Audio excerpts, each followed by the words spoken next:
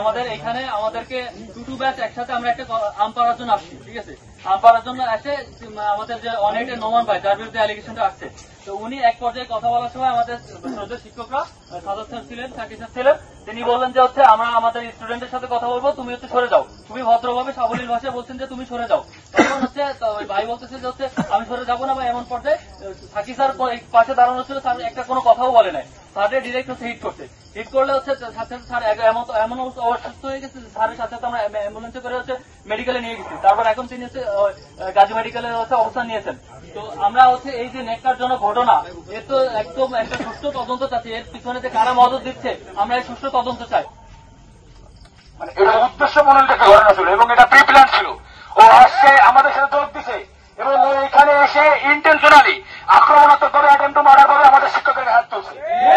এটা কোনো অবাঞ্ছিত কোনো ঘটনা নয়, এটা আগে থেকে প্রি প্ল্যান ছিল। মানে ও মারার উদ্দেশ্যে এখানে আসছে। কত বড় মুখের কলিতা, ও মারার পরে হলরোডে এটা ভিডিও করে ফেসবুকে পোস্ট দেয়। ওর কত বড় সাহস হচ্ছে, এর জবাবদিহি করতে হবে, আজকে একটা মতো ধরে এর উপযুক্ত শাস্তিকে দিতে হবে। ও কিভাবে একটা সোশ্যাল মিডিয়ায় একটা সোশ্যাল প্ল্যাটফর্মে একজন শিক্ষকের হাত তুলে এটারে ভিডিও করে দিতে পারে? ও তো কোনো মানুষ না, মানুষের থেকে নিচের পর্যায়ে চলে পৌঁছায় গেছে। একজন মানুষ কোনো শিক্ষকের হাত দিতে পারে না। পৃথিবীতে বাবা মায়ের পরে সর্বোচ্চ যদি স্থান থাকে সে শিক্ষকের, আর একজন শিক্ষার্থী এসে কিভাবে শিক্ষকের হাত দেয়? এর সুস্থ এবং সর্বোচ্চ শাস্তি আমরা দাবি করতেছি এবং আমরা চাই নোমানদের শাস্তি যেন আজকের মধ্যে হয় এবং এটা এমন শাস্তি হবে যে দৃষ্টান্ত থাকবে ক্যাম্পাস স্টুডেন্টের জন্য, সারা বাংলাদেশের জন্য দৃষ্টান্ত হবে। সারা বাংলাদেশের স্টুডেন্টরা সকল শিক্ষার্থীরা দেখবে যে একজন শিক্ষককে অপমান করার বড় বড় কতটা ভয়াবহ রূপে নিতে পারে। নোমানের এই সমস্যাটি কি আমরা চাই? এই নোমানের মধ্যে সর্বোচ্চ একশো শাস্তির জন্য কি আমরা প্রস্তুত আছি? নোমানের ঠিকানা এই ক্যাম্পাসে হবে, নোমানের ছাত্রছাত্রী বাতিল হবে, নোমানদেরকে আমন্ত্রণ ঘোষণা করা হবে। বলবেন আপনাদের দাবিগুলো। আমি স্যারকে বলেছি দাবিগুলো এরকম, আমি যদি সামারি করি, তার বিরুদ্ধে অ্যাটেম্প টু মার্ডারের মামলা করতে হবে,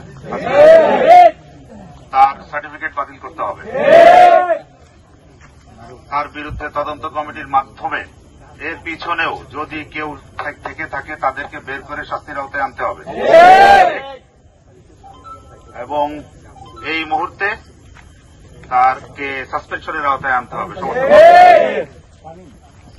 তার সম্পর্কে যে সমস্ত অভিযোগ রয়েছে সেগুলোরও 3 দিনের মধ্যে সুরাহা করতে হবে।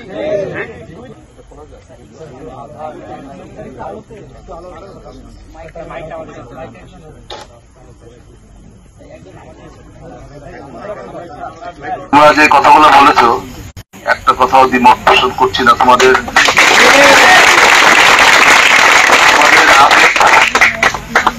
আমি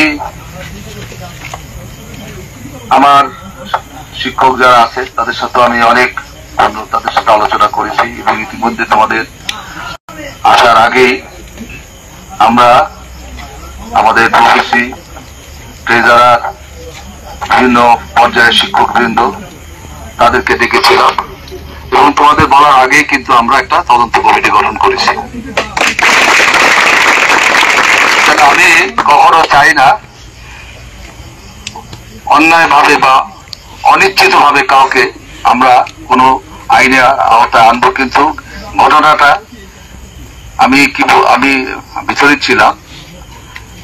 কিন্তু এই ছেলেটাকে আমি চিনি না, কখনো দেখিও নাই, কিন্তু এত তার মন মানসিকতা এবং আমাদের কয়েকজন শিক্ষিত তারাও কমপ্লেন করছে, তাদেরও নাকি বিভিন্ন সময় মারার হুমকি দিয়েছে এবং তিনিও গেছে। আমি শুনে আমি সত্যি মর্মাহত।